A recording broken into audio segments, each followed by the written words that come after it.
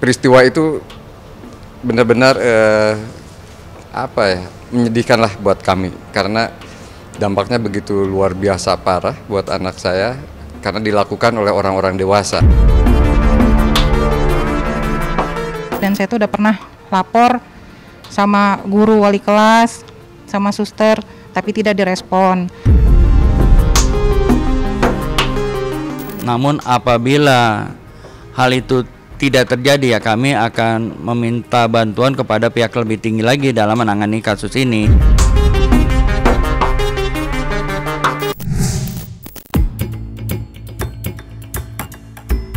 Kasus perundungan di lingkungan sekolah masih menjadi sebuah catatan hitam yang menodai dunia pendidikan tanah air. Miris memang, bersekolah yang layaknya dipenuhi rasa bahagia malah menjadi kisah pilu bagi para korban. Parahnya lagi, setiap tahunnya masyarakat Indonesia terus-menerus dibuat kaget dengan aksi-aksi yang sungguh sulit diterima oleh nalar.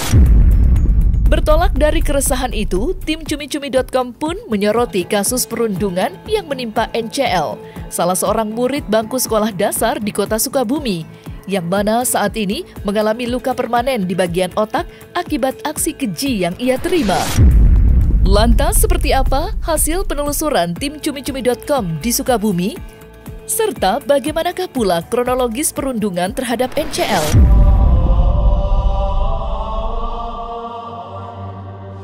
Ini berawal dari ketika anak saya dipilih jadi model di sekolah, itu pun model untuk iklan sekolah ya, baliho.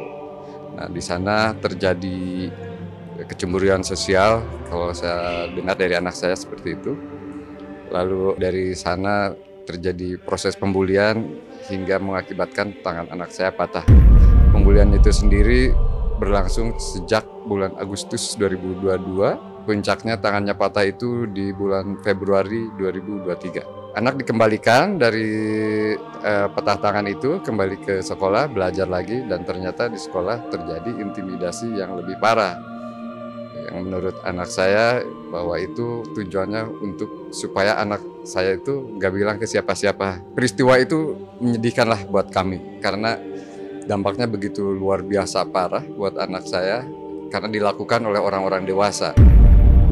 Apa yang dikatakan anak saya itu selalu diverifikasi oleh psikolog dan juga dilaporkan ke pihak kepolisian, dan dampak yang nyata dari fisik anak saya itu terjadi pendarahan di otak yang sampai sekarang masih ada dari hasil CT scan-nya, penggumpalan darah di rongga pernapasan, lalu hasil EEG-nya juga menyatakan parah, buat kami itu sangat parah. Saraf-saraf otaknya itu menurut pihak medis itu ada beberapa kabel listriknya yang terputus. Memang secara fisik anak saya sudah terlihat berbeda dari perilaku dan juga mentalnya. Yang pasti kondisinya sudah berubah, bukan seperti anak-anak yang pada umumnya. Karena seperti yang saya ceritakan tadi, sudah terjadi perlambatan di otaknya karena akibat dari benturan-benturan itu. Dari terapis dari rumah sakit pun mengatakan juga hal yang sama karena ini dampak dari benturan di kepala. Kalau pada orang dewasa itu adalah dampak dari serangan stroke. Beragam upaya pun telah dilakukan secara maksimal oleh Dudi selaku ayah dari NCL. Namun apa daya, hingga sampai saat ini pihak keluarga menganggap proses penegakan hukum terasa begitu landai. Terlebih, Pak Dudi mengaku tidak puas dengan hasil laporan pertama yang hanya menyebutkan 2 pelaku perundungan. Padahal terdapat 22 orang dewasa yang terlibat. Namun tidak diambil keputusan apa-apa terhadap mereka. Merasa bahwa keadilan belumlah tercapai, Pak Dudi lantas membuat laporan kedua. Namun sayang, layaknya laporan pertamanya terdahulu, masalah ini belum juga menemui titik terang. Lantas seperti apa kekecewaan pihak keluarga korban? Serta siapakah pula orang-orang dewasa yang disebutkan Pak Dudi di dalam laporannya? Yang jadi terlapor itu ada 22, 1 kepala sekolah, 13 guru SD, 1 guru TK, 5 orang tua murid, 1 satpam sekolah, dan 1 supir pribadi terduga pelaku. Masing-masing memiliki peran yang berbeda-beda dan porsi yang berbeda-beda. Ada yang intimidasi verbal, ada juga yang intimidasi verbal plus fisik. Saya nggak tahu ya ada apa di balik ini semua, tetapi saya hanya concern dengan apa yang dialami oleh anak saya dan dampak dari perbuatan mereka itu sekarang nyata gitu. Semuanya terekam dari diagnosa ke dokter dari rumah sakit, semuanya lengkap itu ada. Apa yang disampaikan oleh anak saya sejak awal itu terbukti dalam kondisi fisik anak saya sekarang. Kalau menurut saya seyogyanya itu kasus tidak displit, ya. Objeknya sama, saksinya sama, pelakunya sama. Kenapa harus displit? Harusnya itu tetap berlanjut. Yang anak-anak diselesaikan, ya kan, ada diversi. Yang orang tua yang sudah berumur diselesaikan dalam kasus yang sama, kan karena saksinya sama. Anak-anak juga melihat, oh ini pelakunya orang tua si A, misalnya, oh guru si A. Seperti itu, dan sebaliknya juga seperti itu. Kenapa harus di-split? Nah, kalau menurut saya ini ada aneh ya, agak ada keanehan. Tapi ya itu hak penegak hukum ya. Jadi kasus yang sama, pelakunya sama, TKP-nya sama, mengapa harus di-split? Kalau penyelesaian memang berbeda-beda. Yang kedua, sudah ada penetapan putusan, penetapan apa namanya? Penetapan pengadilan kan terkait siapa yang bersalah, dengan melibatkannya Bapas untuk melakukan pembinaan 3 bulan terhadap anak-anak yang melakukan bullying. Itu tersirat bahwa mereka bersalah. Buat apa peran Bapas melakukan pembinaan terhadap anak-anak pelaku bullying?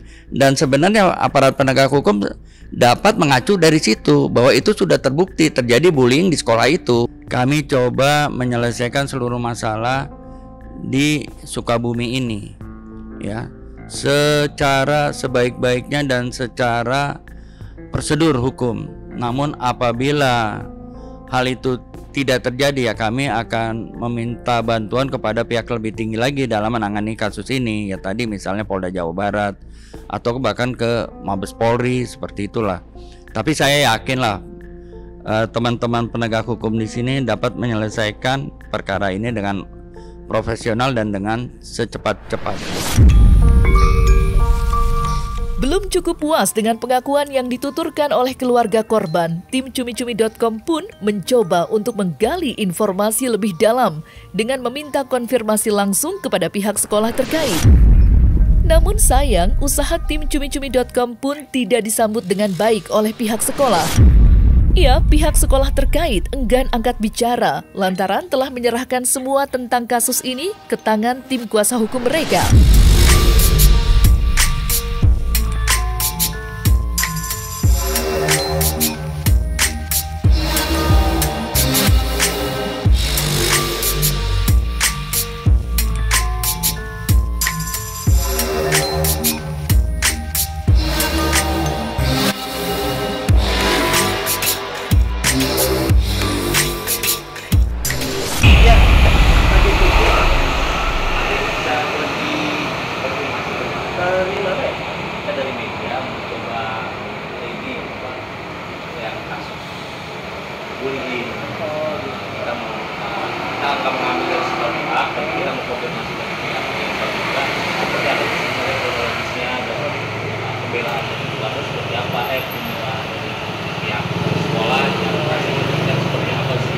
Media mana?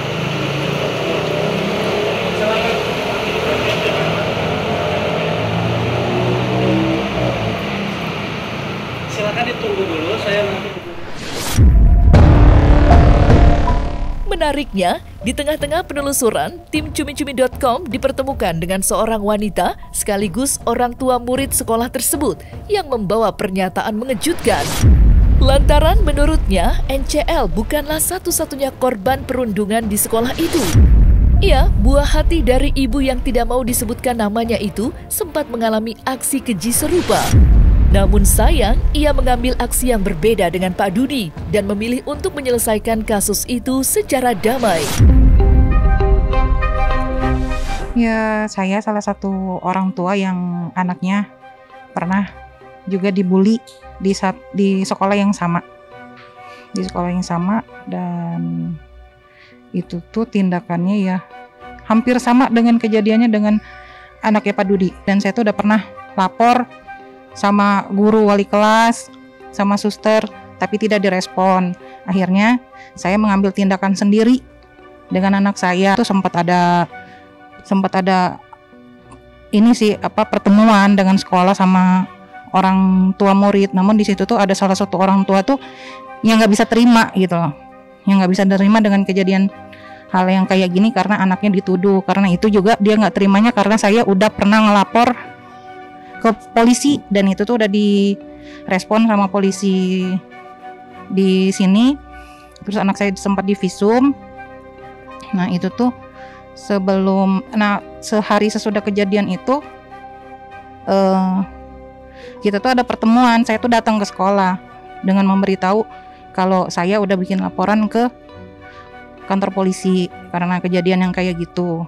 Nah terus si suami saya tuh pengen ketemu tuh sama anak-anak yang ngebully anak saya itu. Ya di situ tuh mereka pada ngaku, di hari pertama itu mereka pada ngaku dan udah pada minta maaf, semua pada minta maaf. Sampai nangis-nangis gitu ya, sampai kita peluk anak-anak itu.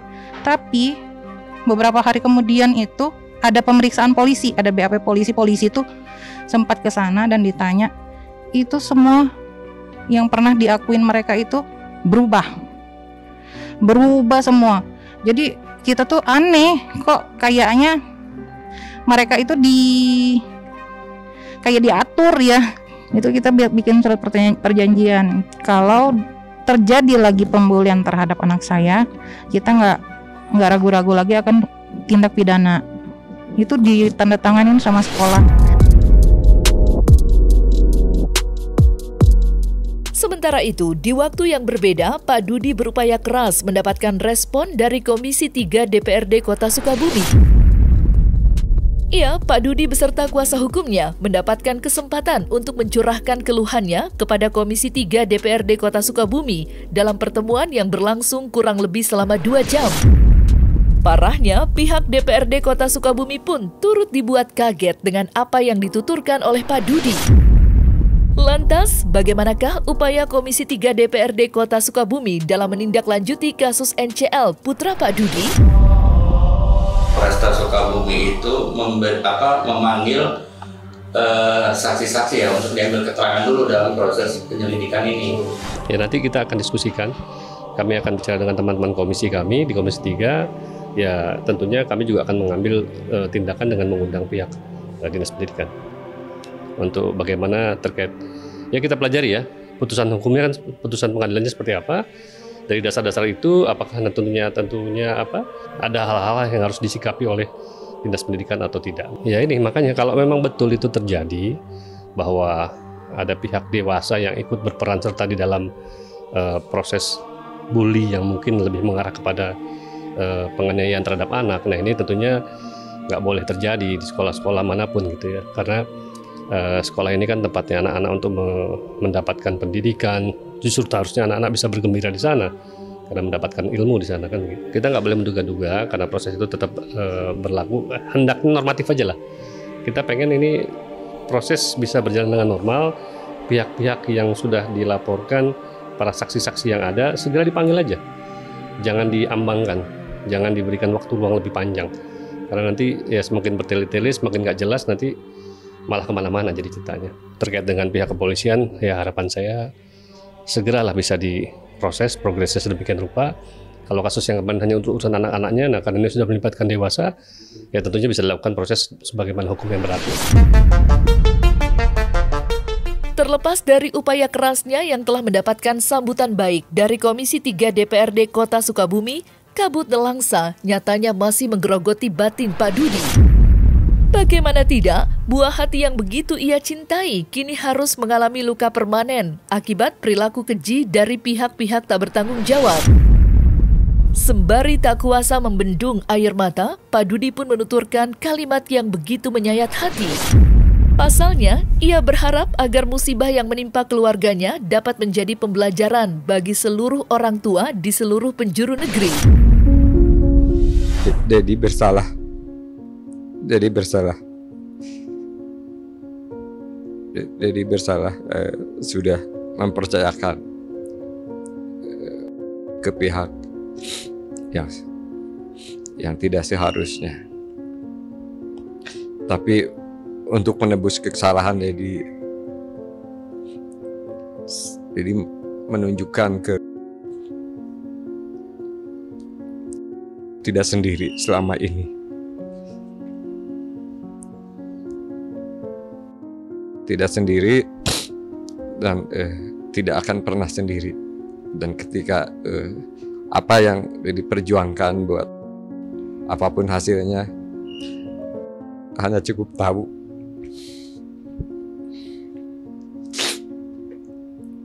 Cukup tahu kasih sayang Dedi itu sangat besar.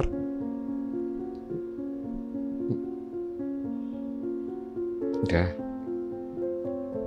saya kira ya apa yang saya lakukan semuanya ini demi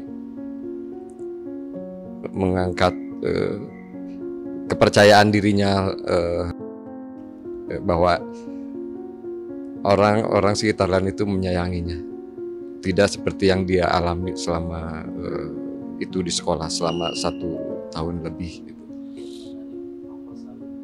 Ya, Dedi selamanya ada di sisi.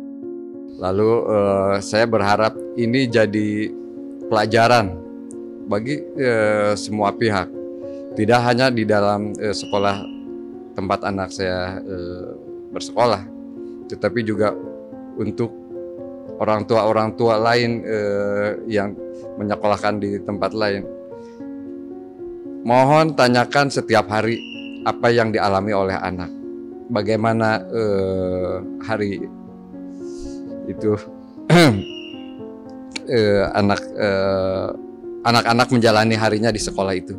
Karena kesalahan terbesar saya itu saya terlalu percaya.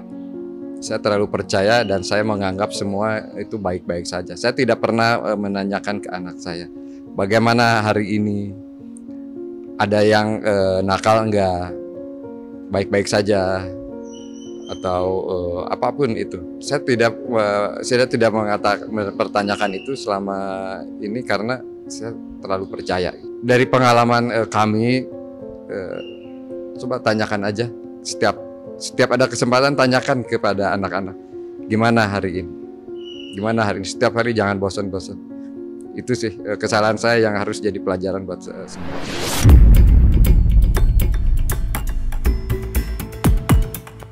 Nah, selesai sudah Cumi Lovers, saksikan terus Cumi Camp In-Depth, kabar lengkap, mendalam, dan akurat dari narasumber terpercaya. Dan jangan lupa untuk like, subscribe, dan juga share channel YouTube Cumi Cumi.